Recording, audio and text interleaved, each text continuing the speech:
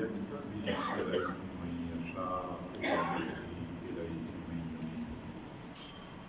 صدق الله العظيم وبلغنا رسوله النبي الكريم ونحن على ذلك لمن الشاهدين والشاكرين والحمد لله رب العالمين.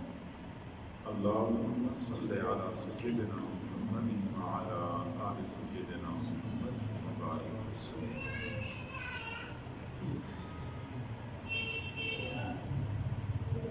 ایک مومن کی زندگی کی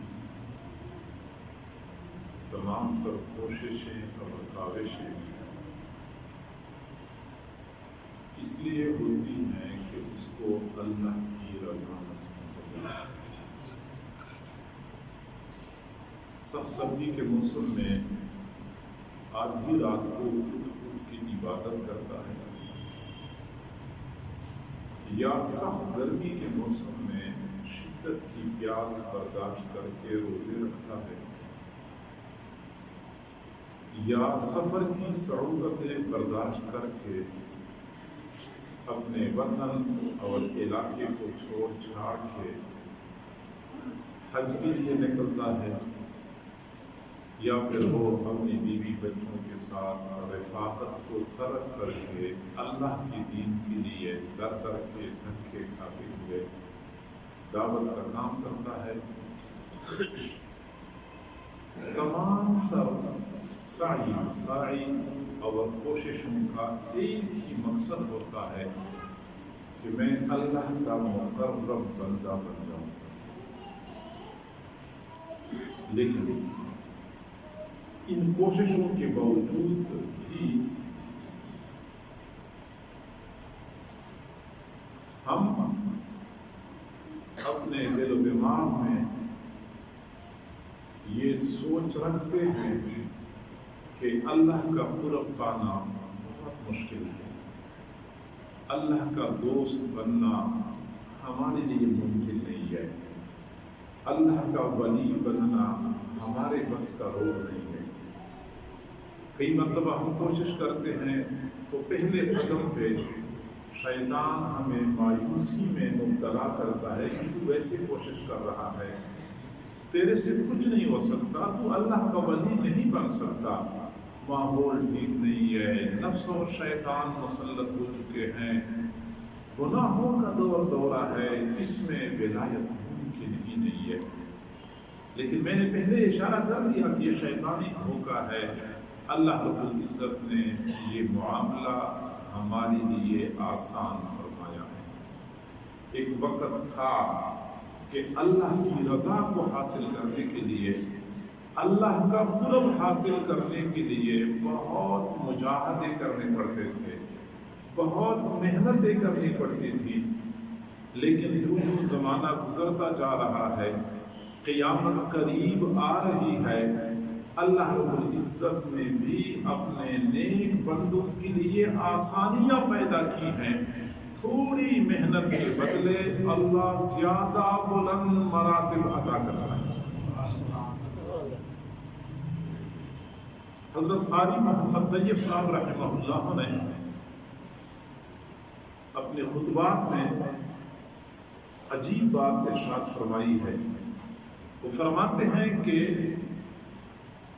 جس طرح ایک بچہ پیدا ہوتا ہے، پھر وہ بچپن، لڑکپن، جوانی کے مراحل سے گزرتے گزرتے بڑھاپے تک پہنچتا ہے، پھر جب بندہ بوڑھا ہوتا ہے تو اس پر کام کاج کا بوجھ نہیں ڈالا جاتا، بس وہ معمولی کام کرتا ہے کہ وہ کبھی دکان سے سبزی گھر کے لیے لے کے آتا ہے یا چھوٹی موٹی چیزیں لے کے آتا ہے، بس بڑے کام اس کی ذمہ نہیں لگائے جاتے کیونکہ وہ معمر ہو چکا ہے، وہ عمر رسیدہ ہو چکا ہے۔ بالکل اسی طرح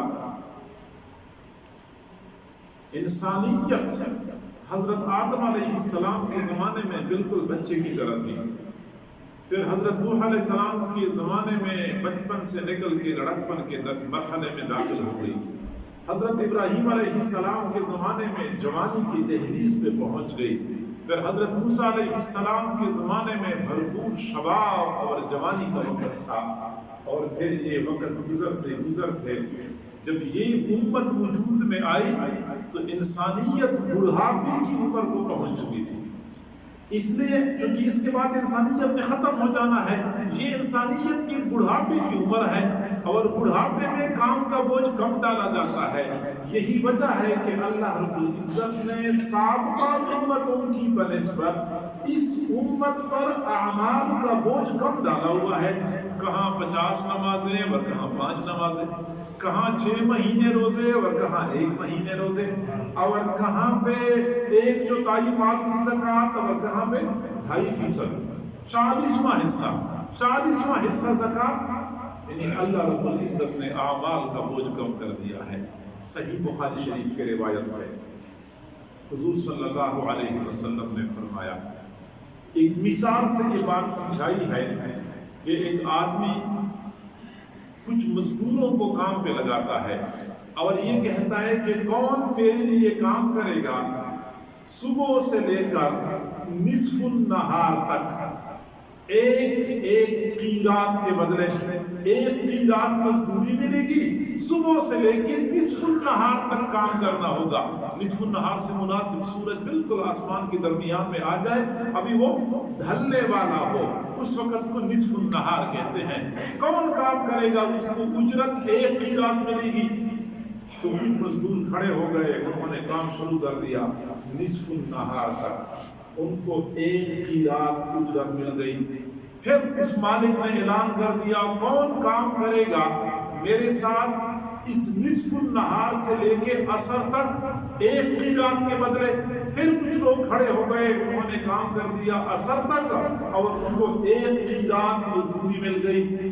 پھر اس نے اعلان کر دیا کہ اب کون ہوگا جو عصر سے لے کے مغرب تک کام کرے 2 قیرات کے بدلے۔ پھر کچھ لوگ کھڑے ہو گئے تو انہوں نے عصر سے لے کے مغرب تک کام کر لیا، 2 قیرات ان کو مل گئے۔ تو سابقہ 2 جماعتوں نے شکوہ کر دیا مالک سے کہ ہم نے کام زیادہ کیا اور اجرت تھوڑی مل گئی، ان لوگوں نے کام تھوڑا کیا اور اجرت زیادہ مل گئی۔ تو مالک نے کہا کہ جتنی اجرت آپ کے ساتھ میں نے مقرر کی تھی اتنی تو میں نے آپ کو دی ہے، آپ کے ساتھ تو میں نے کوئی زیادتی نہیں کی ہے۔ اب اگر میں نے کسی پر احسان کیا ہے تو یہ تو میرا اپنا فضل ہے، جس پر چاہتا ہوں کر لیتا ہوں۔ تو حضور صلی اللہ علیہ وسلم نے یہ مثال دے کے سمجھایا کہ سابقہ امتوں میں یہود اور نصارہ کی مثال ان مزدوروں کی ہے جنہوں نے کام زیادہ کیا، اجرت تھوڑی ملی، اور میری امت کی مثال ان مزدوروں کی ہے جنہوں نے عصر سے لے کے مغرب تک کا مختصر سا کام کر لیا اور اجرت ان کو زیادہ مل گئی باقی امتوں کی بنسبت۔ یہی وجہ ہے کہ سابقہ امتوں کی عمریں زیادہ ہوتی تھی، ہماری امت کی عمریں تھوڑی ہو گئی ہیں۔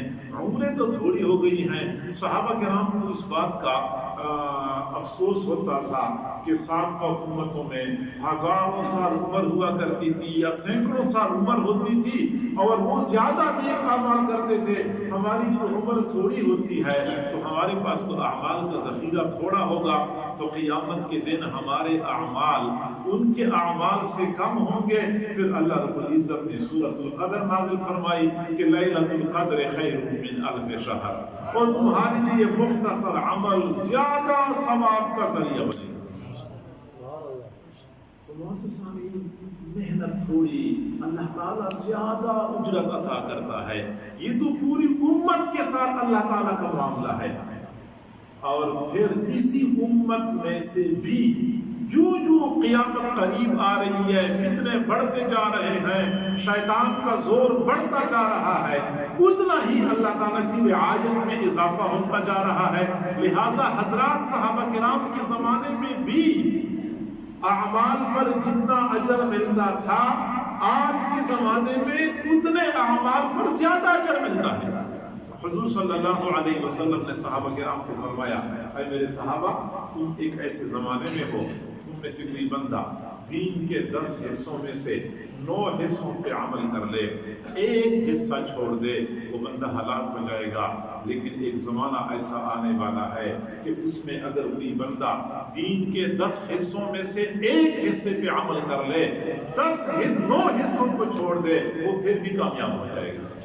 یہ وہ زمانہ ہے جس میں بندہ عمل تھوڑا کرتا ہے، اجر زیادہ ملتا ہے۔ مادی دنیا کا دستور ہے کہ مارکیٹ میں جب کوئی چیز شارٹ ہو جاتی ہے ریٹ بڑھ جاتا ہے، جو چیز شارٹ ہو جائے ریٹ بڑھ گیا، چینی شارٹ ہو گئی ریٹ بڑھ گیا، آٹا شارٹ ہو گیا ریٹ بڑھ گیا۔ اسی طریقے سے اس دنیا میں اعمال شارٹ ہو چکے ہیں، کم ہو چکے ہیں، اعمال کرنے والے تھوڑے رہ گئے ہیں۔ اللہ رب العزت نے اعمال کا ریٹ بڑھا دیا۔ صحیح بخاری شریف کی روایت ہے کہ قرب قیامت میں ایک سجدہ دنیا اور دنیا میں جو کچھ ہے سب سے بہتر ہوگا۔ یعنی جو یہ زمانہ گزرتا جا رہا ہے، فتنے بڑھتے جا رہے ہیں، ماحول پریشان کن ہوتا جا رہا ہے، اتنا ہی بندہ تھوڑی محنت کرتا ہے تو اللہ زیادہ اجر، زیادہ مرتبے عطا کرتا ہے۔ حضرت مولانا احمد علی لاہوری رحمۃ اللہ علیہ فرمایا کرتے تھے کہ میں ولایت کے جس مقام تک پہنچا ہوں، اس مقام تک پہنچتے پہنچتے مجھے 40 سال لگے ہیں۔ 40 سال کی محنتیں ہیں، 40 سال کے مجاہدات ہیں، لیکن آج میں یہ کہتا ہوں کہ اگر کوئی بندہ میرے ساتھ اس پیپل کے درخت کے نیچے 4 سال گزار دے میری مرضی کے مطابق، میں اس کو ان مقامات تک پہنچا دوں گا۔ 4 سال کی قلیل مدت، دوسری جانب 40 سال کے لمبے مجاہدے، 4 سال کی قلیل مدت پہ اس مقام تک پہنچا دوں گا۔ جی ہاں، جو زمانہ گزرتا جا رہا ہے، انسانی قوا کمزور ہوتے جا رہے ہیں، اللہ تعالیٰ خصوصی رعایت کا مظاہرہ کرتا ہے۔ معزز سامعین، معزز خواتین، میری ماں، بہنوں، بیٹیوں، سالکین جو سلوک کے راستے سے گزرتے ہیں، جو کسی پیر سے بیعت کرتے ہیں، پھر پیر کے بتائے ہوئے طریقے کے مطابق اوراد اور وظائف کرتے ہیں، اور درجہ بدرجہ وہ ولایت کی زینے چڑھتے جاتے ہیں، ان کو سالکین کہا جاتا ہے۔ سالکین کا معاملہ بھی یہی ہے کہ پرانے زمانے میں زیادہ مجاہدے کرنے پڑتے تھے، اور آج کے زمانے میں تھوڑے مجاہدات سے وہ کام بن جاتا ہے۔ تاہم ایک بات ہمیں سمجھنی چاہیے کہ جب کوئی بندہ شیخ سے بیعت کرتا ہے، اللہ کا قرب حاصل کرنے کے لیے کوشش کرتا ہے، تو ان کی دو قسمیں ہوتی ہیں، 2 طبقے ہوتے ہیں۔ ایک کو سالک کہا جاتا ہے، دوسرے کو مجذوب کہا جاتا ہے۔ اب توجہ کریں گے تو بات سمجھ میں آ جائے گی۔ سالک اور مجذوب۔ سالک کون سا ہوتا ہے؟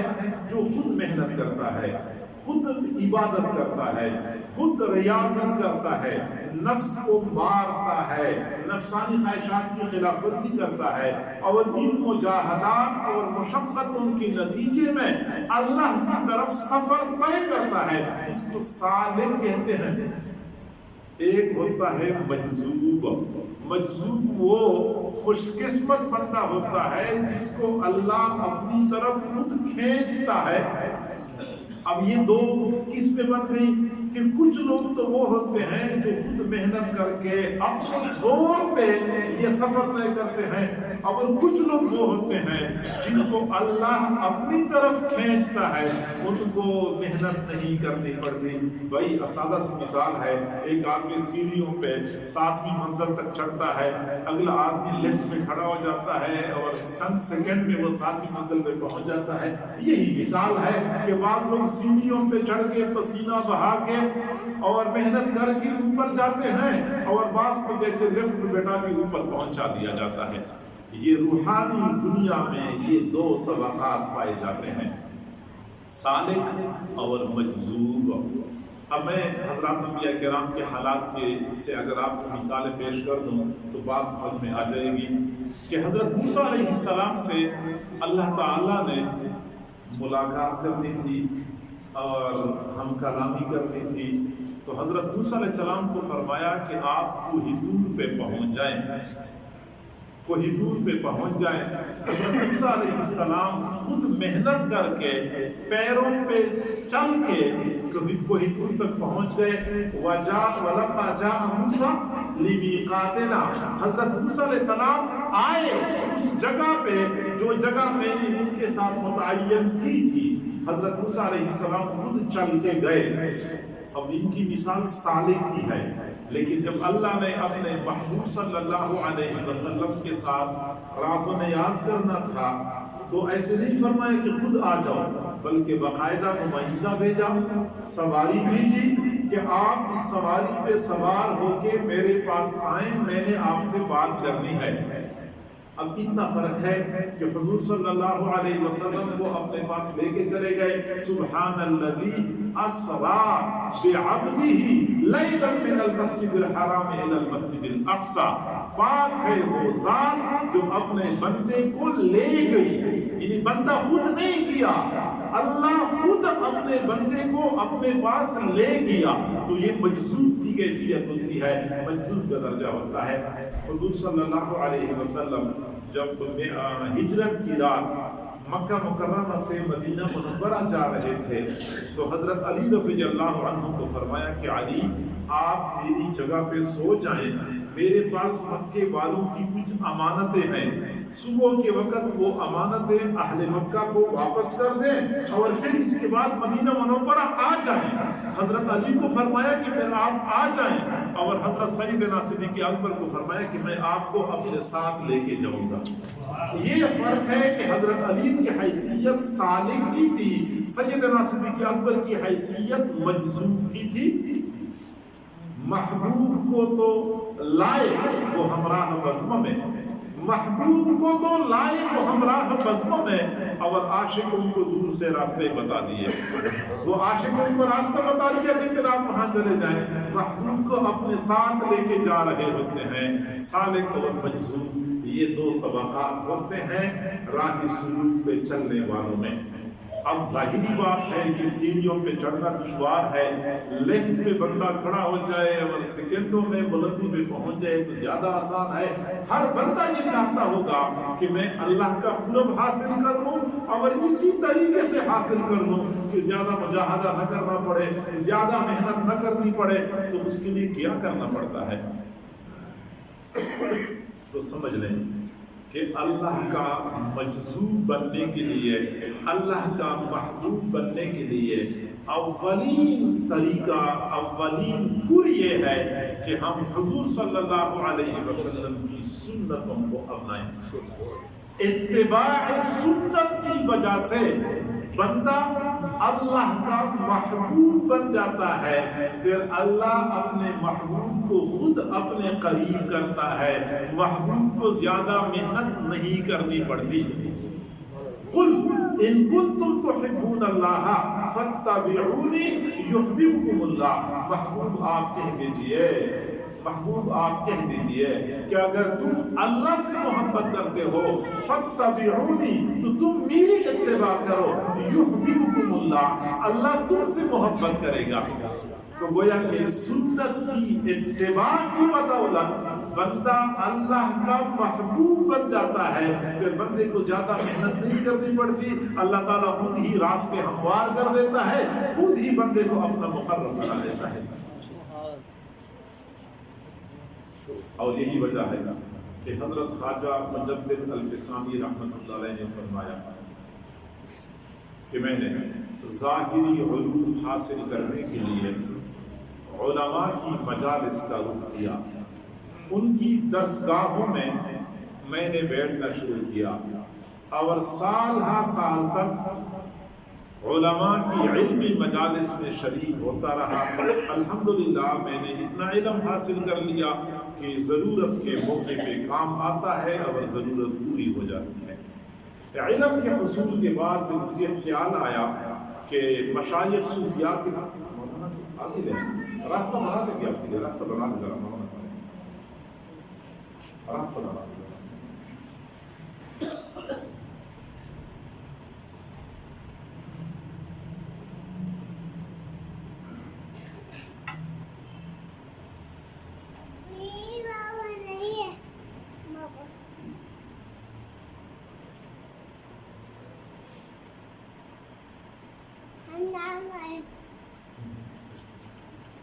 حضرت خواجہ مجدد الفسانی رحمۃ اللہ علیہ نے فرمایا کہ میں نے ظاہری علوم کے حصول کے لیے علماء کی درسگاہ مقرر کر لیا، الحمدللہ سال ہر سال کی محنت کے بعد ضرورت کے بقدر علم میں نے حاصل کر لیا۔ پھر مجھے خیال آیا کہ مشائخ صوفیاء کے پاس بھی تو ایک نعمت ہوتی ہے، اس کو بھی حاصل کرنا چاہیے، تو میں نے مشائخ صوفیاء کا دامن تھام لیا، ان کی جوتیاں سیدھی کرنے شروع کر دی، ان کی مجالس میں جا کے میں مجاہدات اور مراقبات کرتا رہا۔ میں نے اتنے مجاہدے کر لیے، اتنے مراقبے کر لیے، میں ایک ایسے مقام پہ پہنچا کہ اگر وہ مقام آج میں لوگوں کے سامنے کھول کے بیان کر دوں، شاید لوگ مجھے کافر سمجھنے لگ جائیں کہ یہ بھی کوئی بات ہے سمجھنے والی، گویا کہ لوگوں کو میرے مقام کی سمجھ نہیں آئے گی، لیکن الحمدللہ اللہ نے مجھے وہ مقام عطا فرمایا ہے۔ اور پھر فرمایا کہ ان تمام تر مجاہدات کے بعد، تمام تر محنتوں کے بعد اپنی پوری زندگی کا نچوڑ آپ کے سامنے رکھنا چاہتا ہوں، اور وہ یہ کہ اللہ کا قرب پانے کے لیے اتباع سنت سے زیادہ قریب ترین راستہ دوسرا کوئی نہیں ہے۔ مختصر ترین راستہ یہ ہے کہ بندہ حضور صلی اللہ علیہ وسلم کی سنتوں کی اتباع کرے، ایک سنت پہ مرنے بیٹھنے والا بن جائے، سر کے بالوں سے لے کر پاؤں کے ناخنوں تک اپنے آپ کی سنتوں سے آراستہ ہوتے راستے۔ حضرات صحابہ کرام کو اگر محبت رسول میں کمال حاصل تھا تو ان کو اطاعت رسول میں بھی کمال حاصل تھا۔ ایسے عاشق تھے، ایسے محبین تھے، فقط خالی پوری دعوے نہیں تھے، اطاعت فرمان برداری کر کے دنیا والوں کو بتایا کرتے تھے کہ ہم سچے عاشق ہیں۔ آج تو ہم میں سے بہت سارے دوست احباب یہ بات کرتے ہیں کہ بھائی اس سنت میں کیا حکمت ہے اور اس سنت میں کیا حکمت ہے، بس حکمتوں کے پیچھے پڑ جاتے ہیں۔ میرے بھائیوں، میرا یہ عقیدہ ہے کہ حضور صلی اللہ علیہ وسلم کی ایک سنت میں بے شمار حکمتیں موجود ہیں، لیکن ہم نے حکمتوں کی بنیاد پہ سنت کی پیروی نہیں کرنی، محبت کی بنیاد پہ سنت کی پیروی کرنی ہے۔ اگر ہم حکمت کی بنیاد پہ پیروی کرتے ہیں پھر تو ہم عقل کے بندے کہلائے جائیں گے، نبی کے عاشق تو نہیں کہلائے جائیں گے۔ ہم نے تو اپنے نبی کے ساتھ محبت کا اظہار کرنا ہے، لہٰذا محب جو ہوتے ہیں، جو عاشق ہوتے ہیں، وہ کبھی بھی حکمتوں کے پیچھے نہیں پڑتے کہ میرے محبوب کی اس فرمان میں کیا حکمت ہے اور اس میں کیا حکمت ہے۔ وہ تو ایک اشارے کو دیکھتے ہیں اور ایک اشارے پر سب کچھ نچاور کرنے کے لیے تیار ہوتے ہیں۔ صحابہ کرام میں حضرت عبداللہ بن عمر رضی اللہ تعالیٰ عنہ کو یہ امتیازی مقام حاصل تھا کہ وہ چھوٹی چھوٹی سنتوں کو اس اہتمام سے اپنایا کرتے تھے کہ دنیا حیران رہ جاتی ہے۔ چنانچہ مینا کے میدان میں تھے، حج کے مناسک سے فارغ ہوئے، پھر وہاں سے روانگی تھی، پھر اونٹ کو بٹھایا، اونٹ پہ بیٹھ گئے۔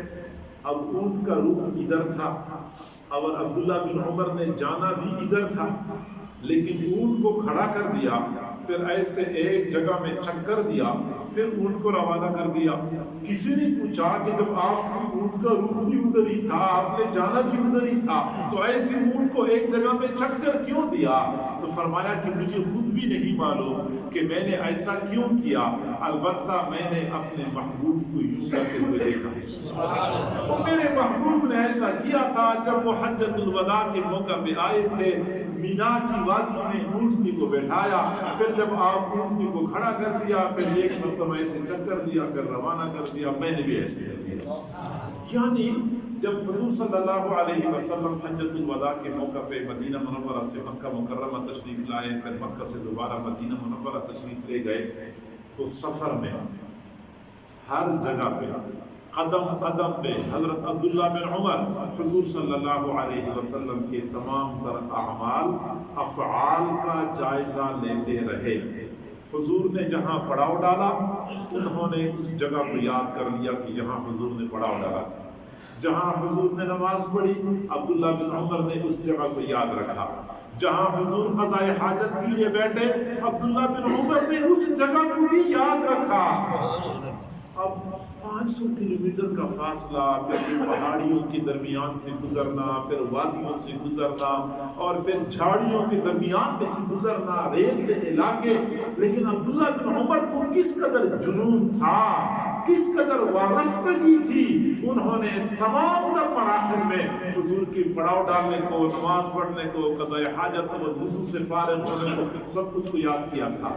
اور پھر حضور کی وفات کے بعد جب بھی وہ مکہ سے مدینہ، مدینہ سے مکہ جایا کرتے تھے تو انہی مقامات کو یاد رکھتے تھے، نظر میں رکھتے تھے، جہاں حضور نے پڑاؤ ڈالا ہوتا تھا وہیں پہ پڑاؤ ڈالتے تھے، جہاں حضور نے نماز پڑھی تھی وہیں پہ نماز پڑھتے تھے، یہاں تک کہ جہاں حضور قضاء حاجت کے لیے بیٹھے ہوتے تھے، بعد میں عبداللہ بن عمر رضی اللہ تعالی عنہ اگرچہ ضرورت نہیں ہوتی تھی پھر بھی وہیں پہ بیٹھ جایا کرتے تھے، حضور صلی اللہ علیہ وسلم کی ادا کو زندہ کرتے تھے۔ یہ محبت اور یہ وارفتگی پھر بندے کو جلدی اپنے اللہ تک پہنچا دیتی ہے۔ عبداللہ بن عمر رضی اللہ تعالیٰ عنہ اونٹنی پر سوار تھے، سفر کر رہے تھے، ایک جگہ پہ سر نیچے جھکایا، کچھ دیر تک سر جھکا کے چلتے رہے، پھر سر اوپر اٹھایا۔ کسی نے پوچھا کہ یہاں پہ نہ کوئی درخت تھا، نہ کوئی دیوار تھی، نہ کوئی حائل تھا، آپ نے کچھ دیر کے لیے سر کیوں جھکایا؟ تو حضرت عبداللہ بن عمر نے جواب دیا کہ جی ہاں، اس وقت تو کچھ بھی موجود نہیں ہے، لیکن ایک وقت تھا کہ میں اپنے محبوب صلی اللہ علیہ وسلم کے ساتھ یہاں سے گزر رہا تھا، راستے کے قریب ایک درخت کھڑا تھا، درخت کی شاخیں راستے کی طرف جھکی ہوئی تھی، میرے محبوب نے ان شاخوں سے بچنے کے لیے سر کو نیچے جھکایا تھا۔ آج اگرچہ وہ درخت موجود نہیں ہے لیکن میں نے اپنے محبوب کی ادا کو زندہ کر دیا۔ میں یہ بات عرض کر رہا تھا کہ سالک اور مجذوب کا جو فرق ہے، تو بندہ مجذوب کیسے بنتا ہے کہ اللہ خود بندے کو اپنی طرف کھینچے۔ اس کا ایک طریقہ یہ ہے کہ بندہ سنت کی اتباع کرے، کیونکہ اتباع سنت کی بدولت بندہ اپنے رب کا محبوب بن جاتا ہے، پھر اللہ اپنے محبوب کو اپنی طرف کھینچتا ہے، اپنے پاس بلاتا ہے۔ یہ پہلا طریقہ ہے۔ دوسرا طریقہ یہ ہے کہ بندہ اپنے شیخ کی خدمت، اطاعت اور ان کے ساتھ طویل عرصے تک ہم نشینی اختیار کر کے شیخ کا مقبول اور محبوب بن جائے۔ یاد رکھیں کہ شیخ کا مقبول اللہ کا مقبول ہوتا ہے، شیخ کا مردود اللہ کے ہاں بھی مردود ہوا کرتا ہے۔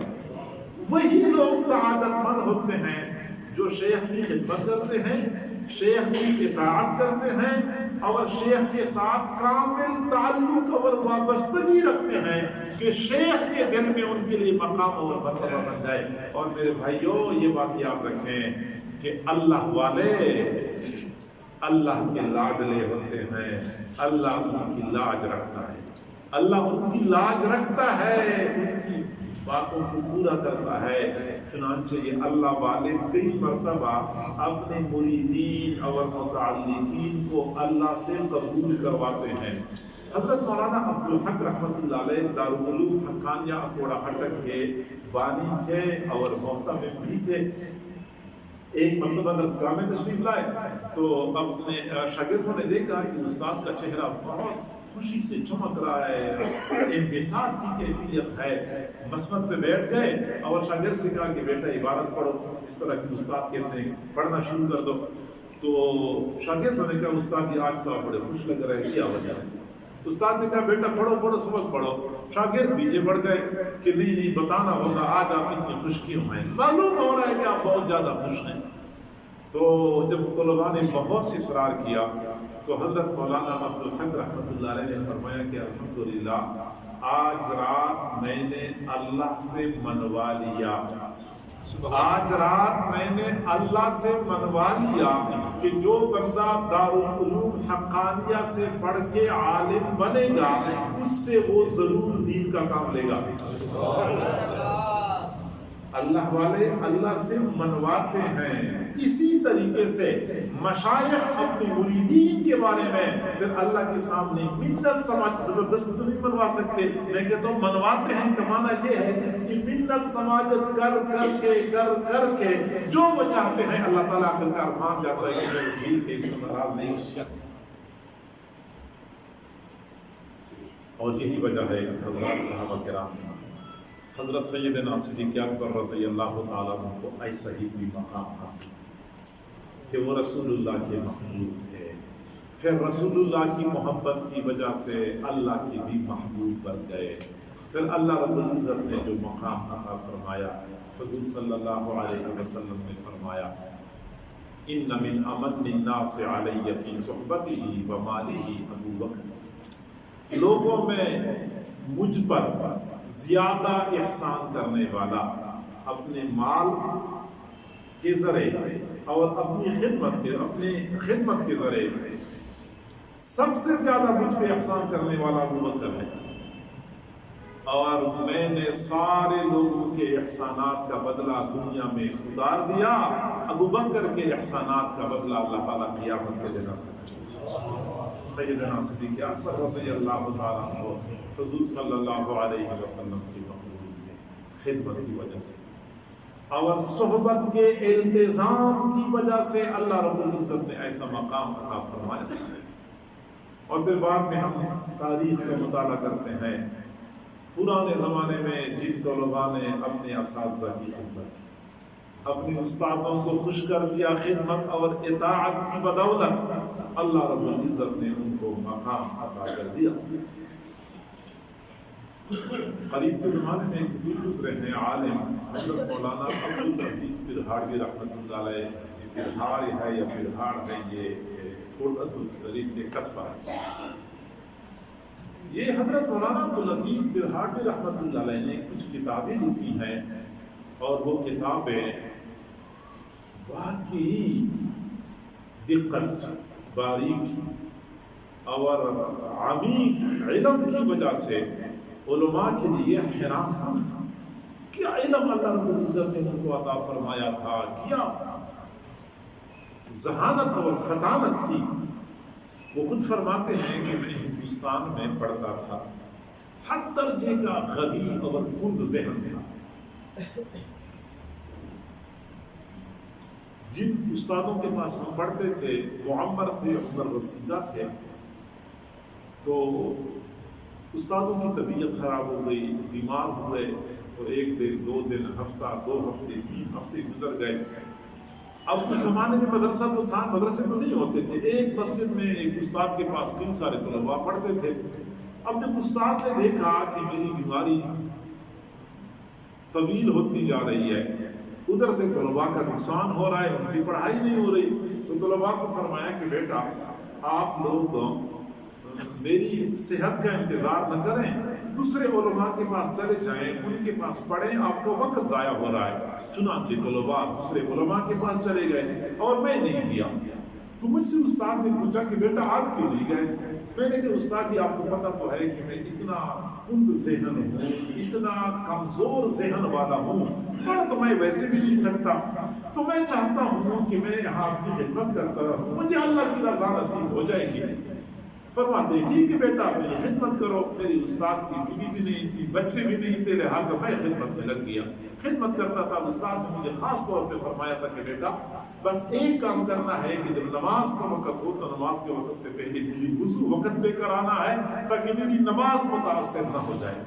استاد کو پیچس لگے، عمر زیادہ ہو چکی تھی، کمزوری بہت بڑھ گئی تھی، اتنی کمزوری کہ کئی مرتبہ استاد کے کپڑے بھی خراب ہو جاتے تھے پیچس کی وجہ سے۔ اب کپڑے خراب ہوتے تھے، چادریں اتنی زیادہ تھی بھی نہیں، 2 چادریں ہوتی تھی، میں استاد کو ایک چادر بنوا لیا کرتا تھا، اگلی چادر فوری طور پہ دھو لیتا تھا۔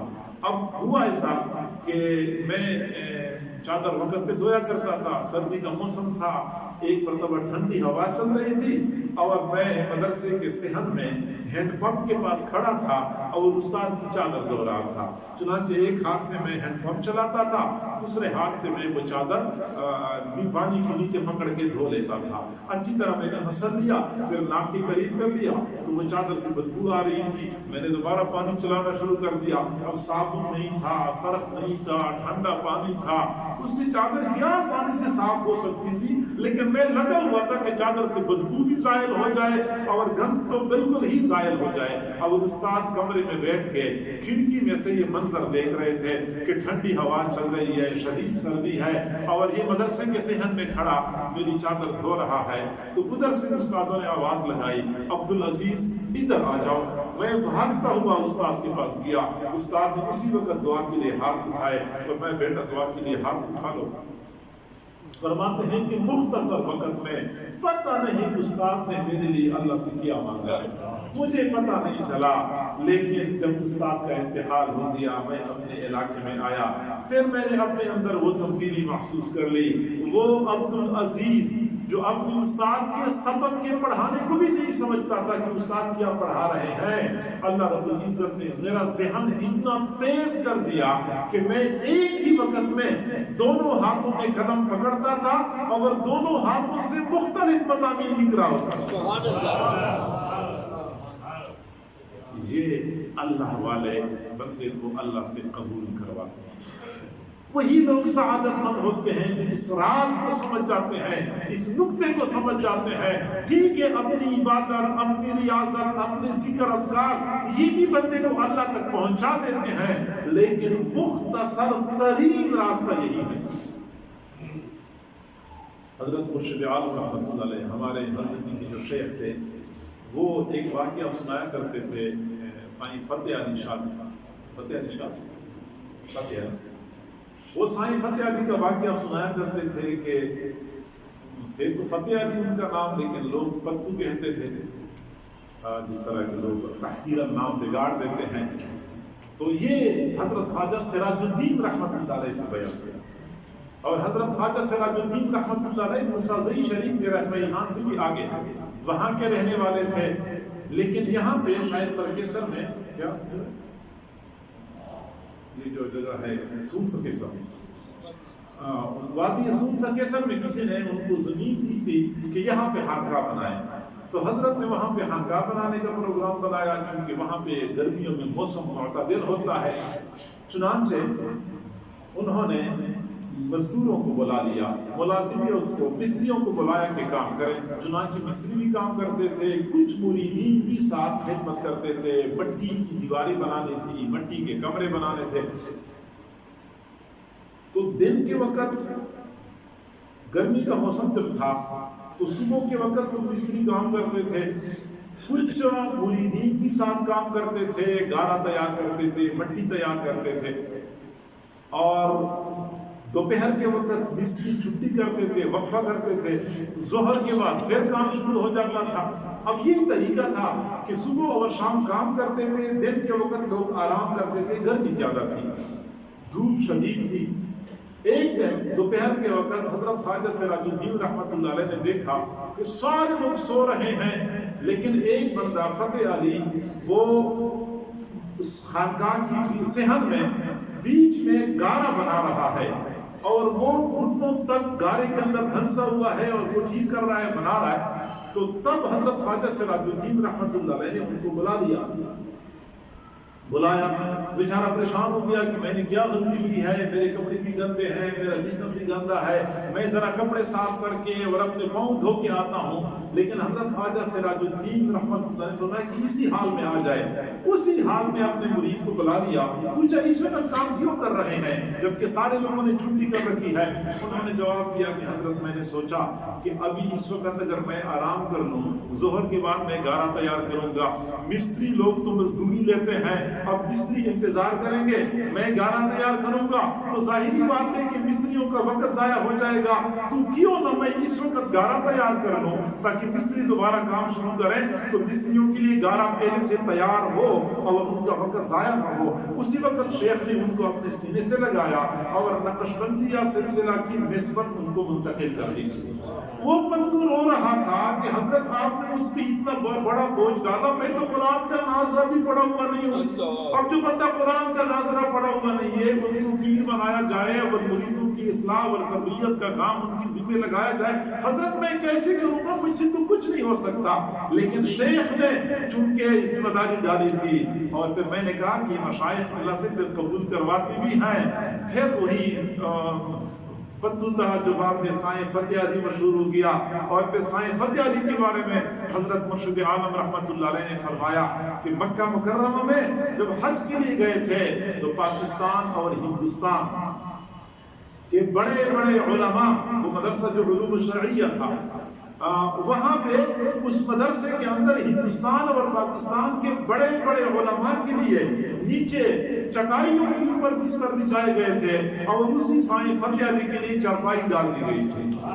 اللہ تعالیٰ کا ایسے بندے کو مقام عطا کرتا ہے، لہٰذا بندہ مجذوب بن جاتا ہے۔ ایک مجذوب تو ہمارے درمیان مشہور و معروف ہے، جس بیچارے کی عقل کام چھوڑ جاتی ہے، لوگ کہتے ہیں یہ مجذوب بن گیا۔ یہ والی بات میں نہیں کر رہا۔